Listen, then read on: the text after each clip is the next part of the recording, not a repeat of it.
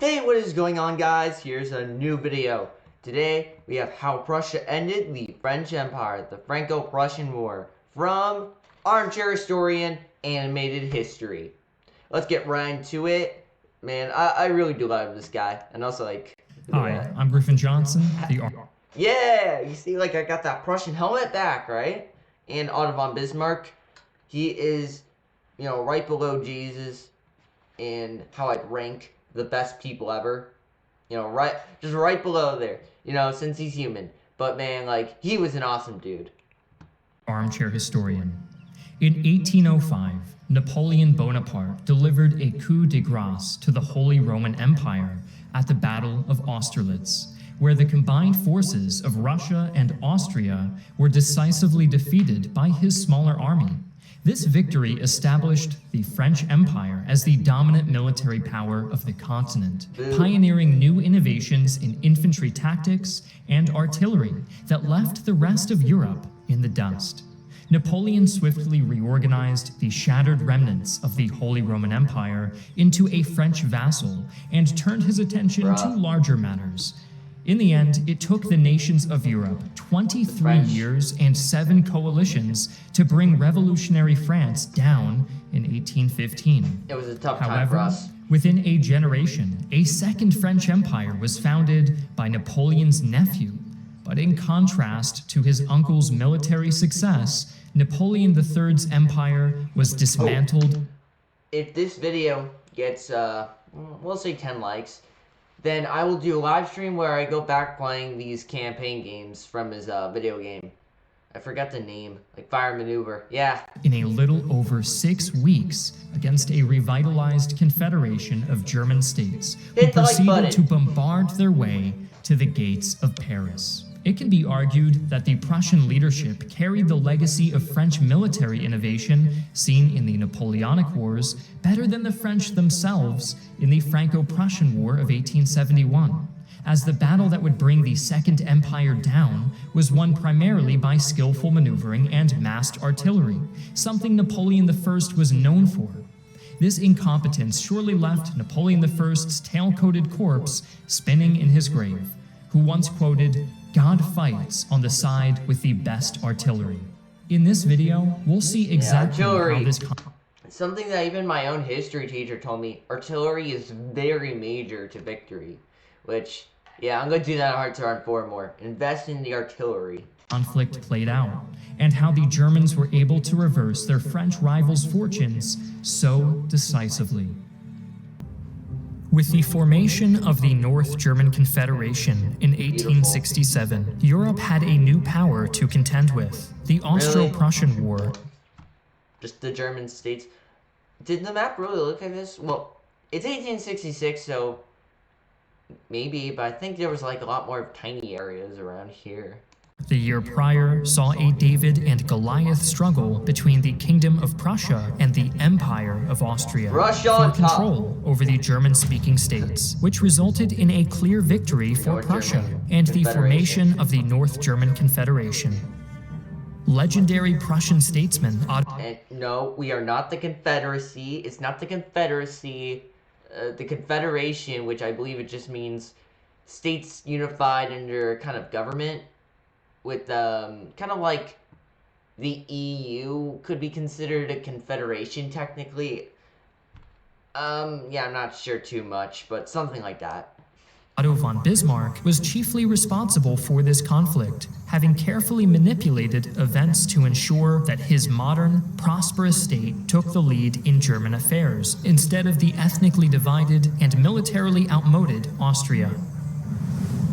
But Prussia's sudden return to international prominence did not go unnoticed by its perennial adversary, France. Emperor Charles-Louis Napoleon III was constantly trying to emulate the deeds of his more famous uncle, and had even timed his coup against the former Republican government to coincide with the storied victory at Austerlitz.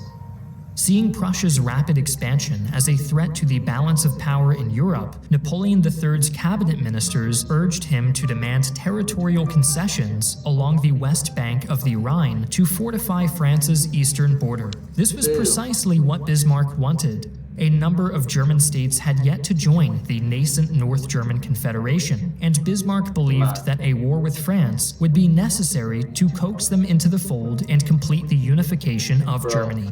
He is a genius. Bismarck is a genius. I want to react more to Bismarck because, bro, I haven't talked about him in quite a while.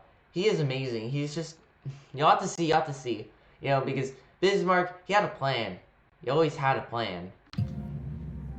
Bismarck rejected Napoleon III's demands out of hand, and the French emperor proved all too eager to walk straight into Bismarck's traps. If he's the French leader, why does he have this? Okay, you know what? I just ignore it.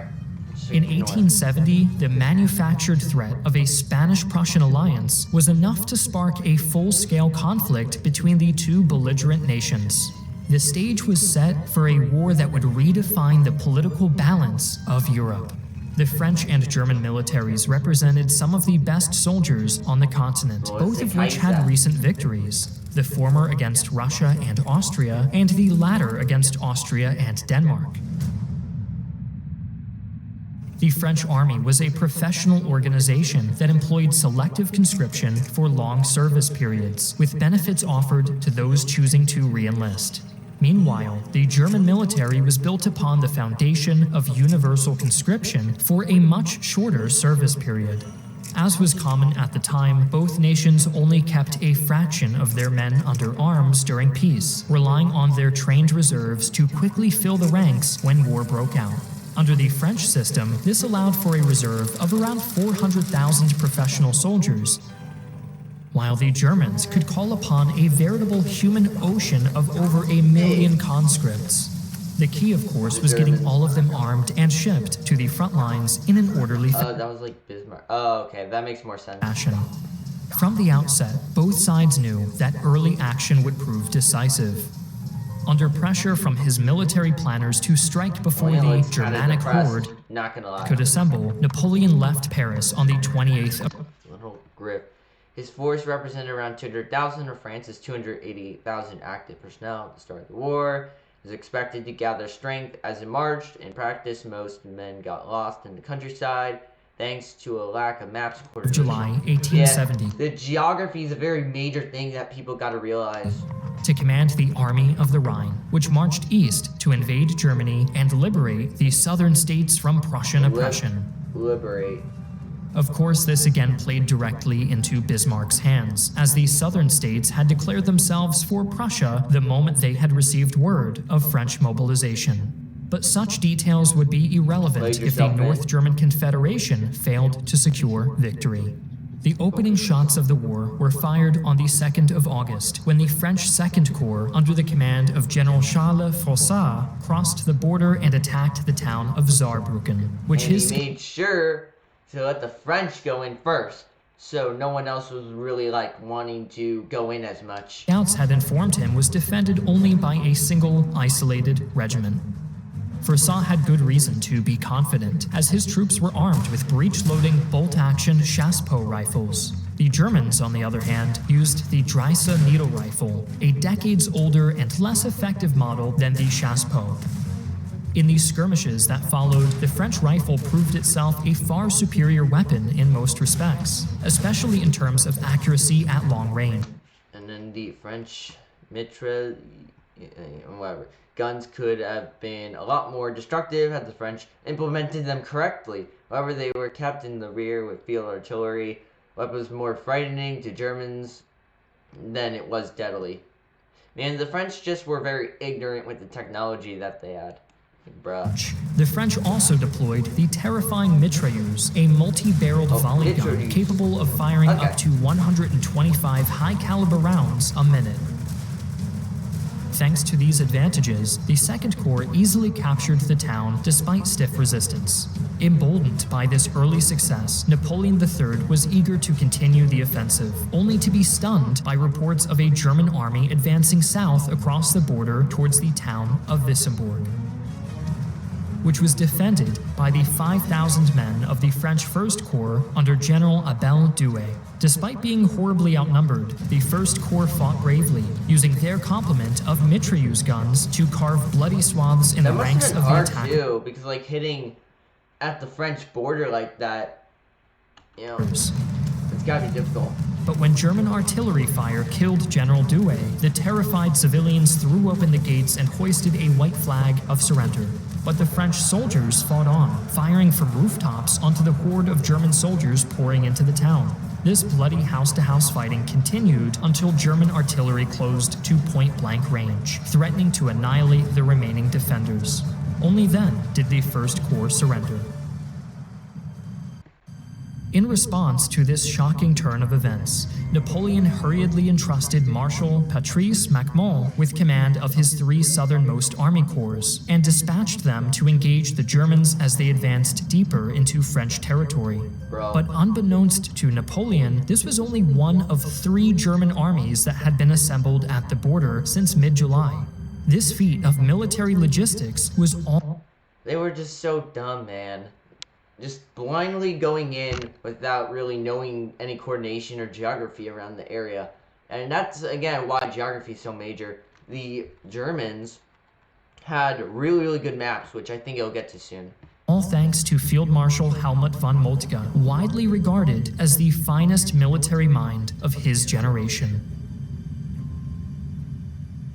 Since the early 1860s, German general staff officers had been traveling throughout France, surveying terrain, creating excellent maps, some of which rivaled French-made maps of their own country, and calculating the available food supplies of every fortress and town in the northeastern part of the country, allowing Moltke to rush his reserves to the border far faster than the French had ever anticipated.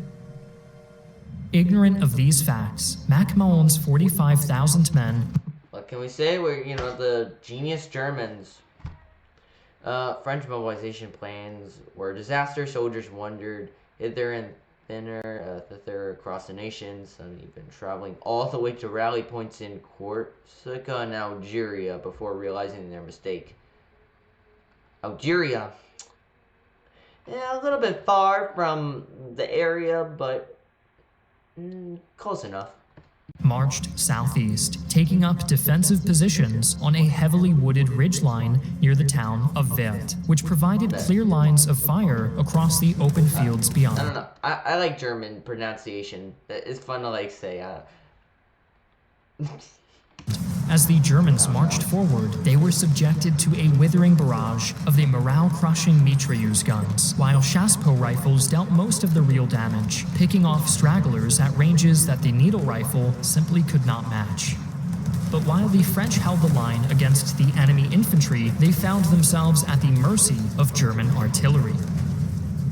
To his horror, Macmahon realized that the supposedly invincible French artillery corps was completely outclassed by the new Krupp-designed cannon, which employed state-of-the-art fuses and breech-loading mechanisms to fire faster and more accurately than the French muzzleloaders. In the face... Yeah, another big factor is technology. And the thing is, they're using their technology much more correctly. Right, and because of that, it allowed them to have such a great advantage in that war. That's the thing. People don't realize how impactful technology can be, even a little bit. Because, even a little bit of a difference does really help. You gotta use anything you can and push all the way to the farthest extent you can go. Right, and that's kind of what the Germans did. They were at that point where it was now or never to go as far as possible to secure their country. Of incessant barrages, the French weren't full country yet, but uniting probably got a lot of people hyped up. It's a good story to say, we're gonna unify. If we win this war, the German states will all be together in one power. That definitely is much better. Bringing much better morale towards the soldiers than it would be towards the French, because the problem is, it's much more of a, we're going to defend our homeland, defend our country from the Germans that we already have been crushing for decades, right? Doesn't really, there's less morale, according to from the French. And also, it's I'm the cousin Napoleon, but you're not Napoleon, right? They had the nostalgia for Napoleon again. And also from the Crimean War, where the French weren't exactly the strongest. Like, you know, Britain and Russia got to flex a little more. The French were alright, but, you know, the Russians, they might have lost, but, well, they were competing against, like, two extremely powerful countries already. Were forced to flee the field, having suffered nearly 20,000 casualties in a matter of hours.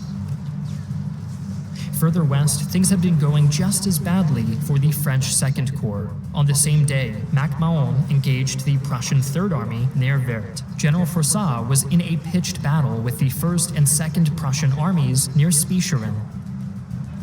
Soon after the action commenced, Froissart noticed that his positions were being quickly. Also, it feels a bit like speed, right? Lightning warfare. Blitzkrieg, right? That's what they call it. Quickly surrounded and overwhelmed. This was a result of German infantry tactics, which favored independent platoons attacking from multiple directions. The French hoped to counter. The French underestimated the ability of the German platoons to operate independently, being spread out. The isolated units also prevented the Germans from suffering morale shocks and mass panic from sudden casualties. This with tight defensive formations and massed firepower, but these were vulnerable to being encircled by the much better coordinated German units. Although he recognized this issue, all of Froissart's efforts to coordinate his troops and request reinforcements were frustrated by poor lines of communication, and by evening he was forced to order a withdrawal to the south. When the news of these twin disasters reached his ears, a shell-shocked Napoleon III ordered the Army of the Rhine into an unceremonious retreat to Metz, abandoning most of eastern France to German occupation. With his dreams of glory shattered, the distraught emperor begrudgingly yielded command of his remaining forces to Marshal François-Achille Bazaine, who promptly began bickering with the rest of the general staff over what to do next. This resulted in the French taking over a week to cross the river Moselle, giving the Germans numerous opportunities to delay them further. In fact, the French retreated even slower than the Germans had calculated.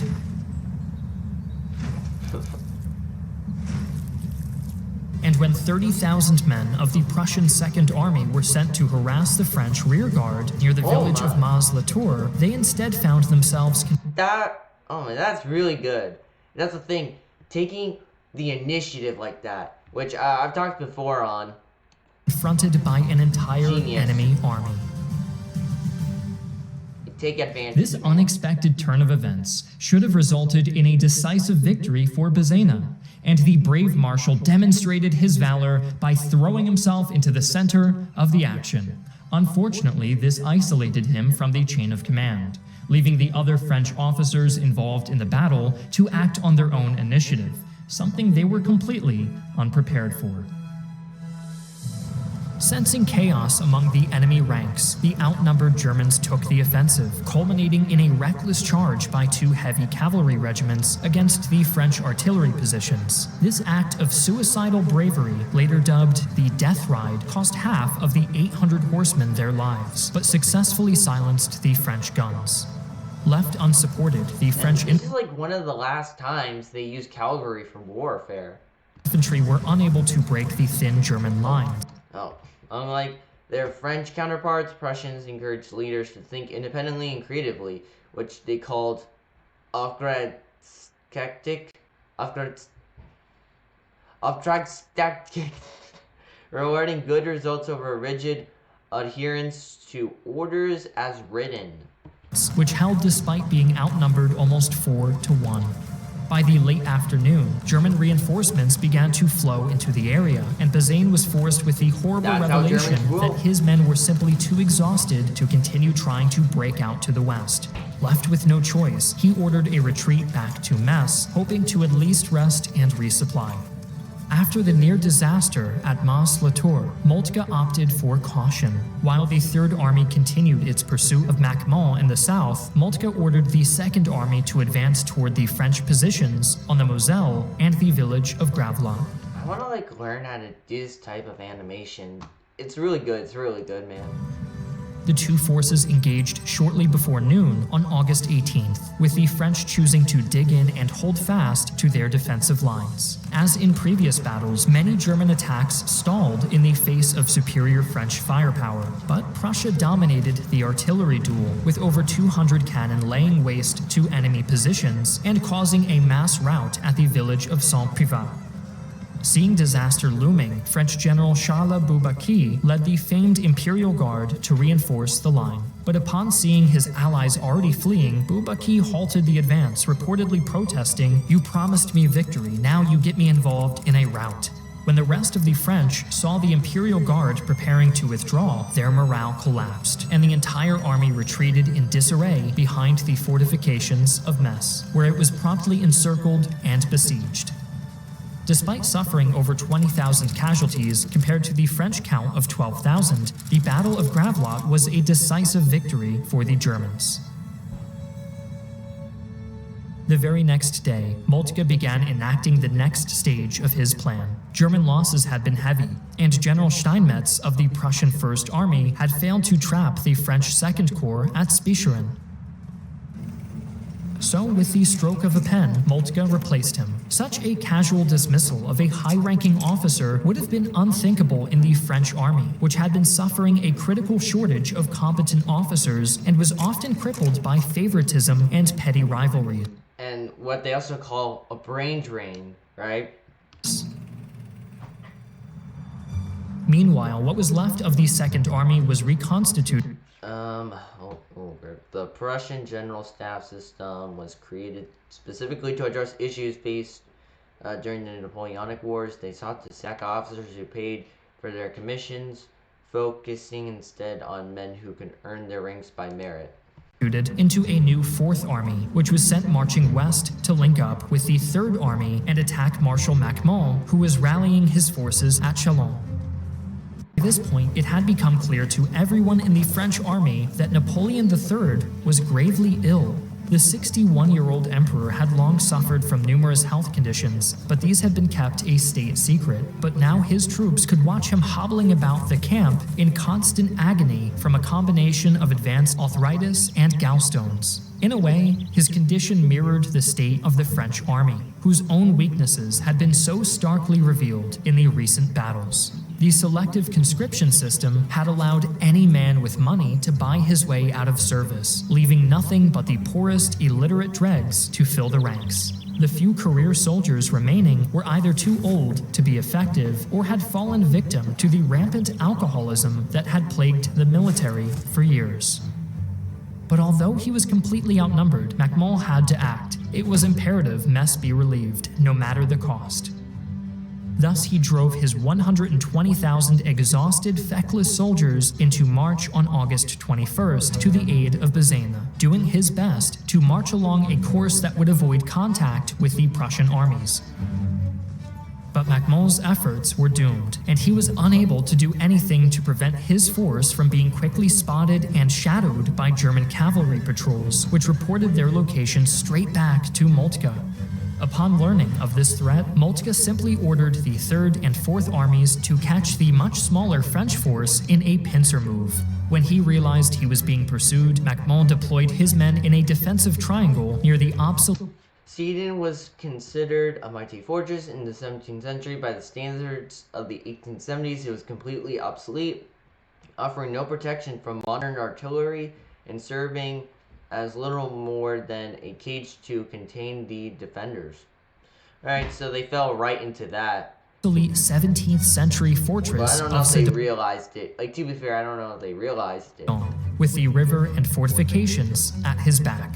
Summing up the situation, one of his subordinates famously remarked, "We are in a chamber pot, about to be on." Interestingly, the first ever photograph of active combat in history was taken during this battle, as a photographer stood on a grassy hill. Oh my, look at that though. Wow. Photographs in this era were not made with flash photography, but with exposure method. By 1870, exposure time was shortened, allowing photographers to capture live moments with less blur. Like, look at that, man. That's pretty cool. Is that like fingerprint? overlooking the countryside with the French defenders. On September 1st, the Battle of Sedan began. The first shots were fired in the outlying village of Bazea, where Bavarian troops encountered a motley collection of French soldiers, a contingent of Marines diverted from the Baltic, and armed civilians, all firing at them from rooftops, doorways, trees, and church steeples. Caught by surprise, the Bavarians were forced to commit to brutal house-to-house fighting that continued well into the afternoon. But while the outnumbered defenders of Bazea continued to hold out, the rest of the Prussian army continued to methodically encircle Sedan, pushing the French back from their defensive positions and destroying any isolated units with concentrated artillery fire. Marshal Macmont continued trying to rally his men and stage a breakout at La Moselle, but he was abruptly wounded in the fighting and had to withdraw from the battlefield. This led to a dispute in the chain of command, as when Macmont's designated successor ordered a retreat, he was overruled by another general who had only just arrived from Paris under orders from the French Minister of War. With no way to establish a clear chain of command, the army dithered, losing all sense of direction. By the late afternoon, the village of Bazea was finally taken by the Bavarians, who sustained nearly 4,000 casualties in the battle. With their southern positions now completely overrun, and the Prussian army crossing the river Moselle to the west, the French were slowly hemmed in on all sides and forced to retreat behind the walls of Sedan. But the French were not even afforded the dignity of a glorious last stand, as instead of assaulting the walls, the Germans instead lined up over 400 guns on the heights outside the town and commenced a devastating bombardment. As the day wore on, like I said, artillery is a major key to wars. Because if you got the artillery, you probably have many more advantages. Because the thing is, men are probably going to be a little harder to get, but just bullets and, these missiles are probably a little cheaper to get. Even for the time, this would be way more helpful, and it's much harder to take down, just much more of a help. And especially with the cavalry, because remember, this is a transformation era from the cavalry to the artillery to trucks for warfare, and this technology is a very big gap. And horsemen versus these, I would say, mini tanks, not really tanks, but maybe just giant guns or super futuristic catapults. Alright, which one would win in a fight? Emperor Napoleon III began riding aimlessly back and forth among his troops, despondently hoping that a German shell would end his misery. Meanwhile, the French cavalry desperately tried to break out through enemy lines, but their charges were all repelled. Each time, despite suffering heavy losses, the cavalry reformed and charged again, prompting King Wilhelm to exclaim, "Ah, those brave men." At around 5 p.m., Napoleon finally realized that God had no intention of letting him commit suicide by artillery shell and raised a white flag over the citadel. By this late hour, the French army had been all but annihilated as a fighting force, having lost all cohesion thanks to the merciless shelling that made any kind of counterattack or breakout an impossibility. Upon seeing that their thoroughly beaten enemy was finally surrendering, a Prussian representative was detached to meet with the emperor, and then returned to King Wilhelm bearing a message. "Having been unable to die in the midst of my troops, there remains nothing for me but to deliver my sword into your majesty's hands. I am your majesty's true brother, Napoleon." As a heavy rainfall began, what remained of the French army marched out of their shattered fortress into captivity. Of the 124,000 that had begun the battle, 17,000 had been killed or wounded. A further 21,000 had been taken prisoner during the fighting, leaving only 83,000 to surrender along with their emperor. A mere 3,000 had escaped to the north, fleeing to Belgium, where they were promptly detained and disarmed. Rarely in French history had a defeat been so utter and complete, much less one fought on their home soil.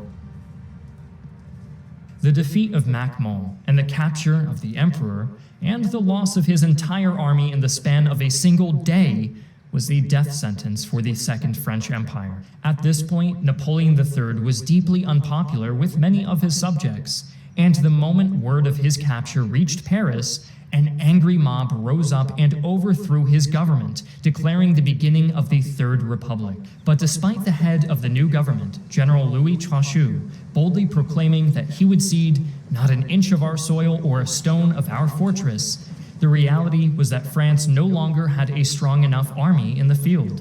It was no longer a matter of if France would cede soil and stone, but how much.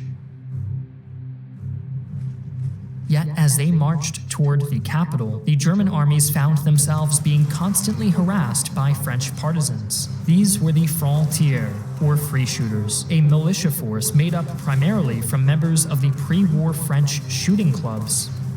In the end, their valiant efforts delayed the German advance long enough for an army of more than 400,000 men to assemble for the defense of Paris.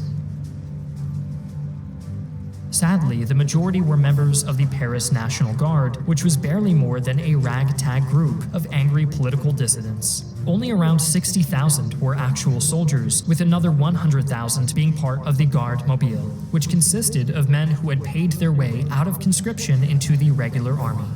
When the Germans reached Paris on the 17th of September, they effortlessly turned back a poorly organized sortie by the defenders and had the city completely encircled within 24 hours. During this initial conflict, the imperial palace at Versailles was captured, becoming the headquarters of the besieging army.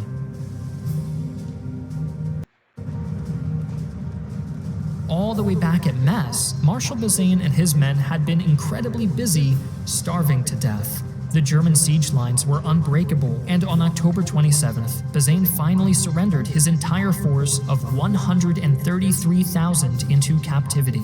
The only real French victory of the war occurred on November 9th, when 70,000 troops from the newly raised The only French victory.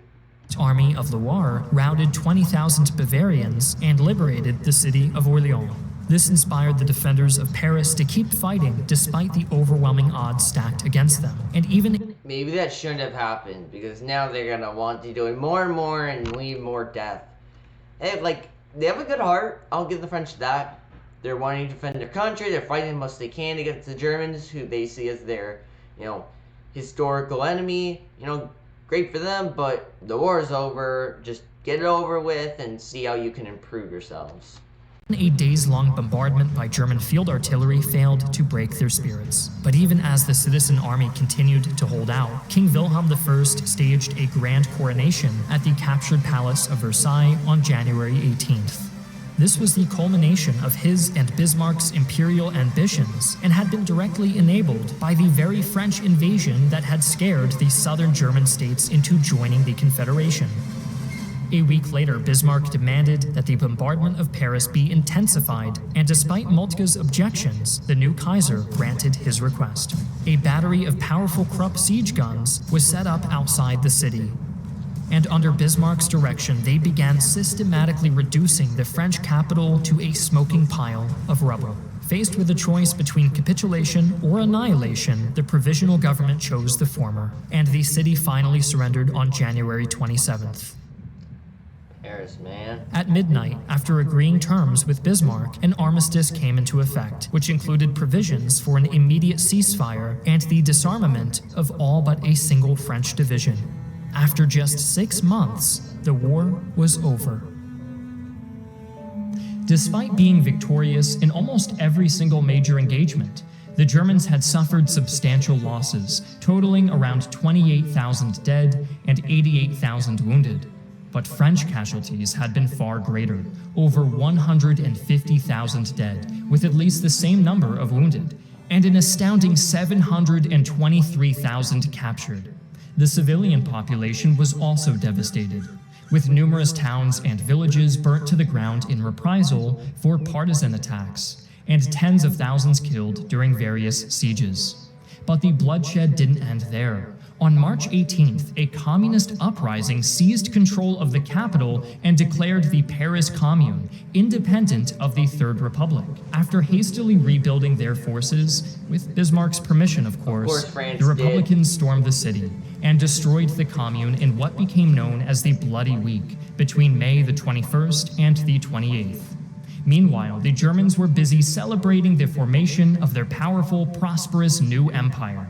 Kaiser Wilhelm would go on to see his nation expand to the status of a world power, complete with extensive colonial holdings overseas. His counterpart, the unfortunate Napoleon III, would go into exile and never return to France.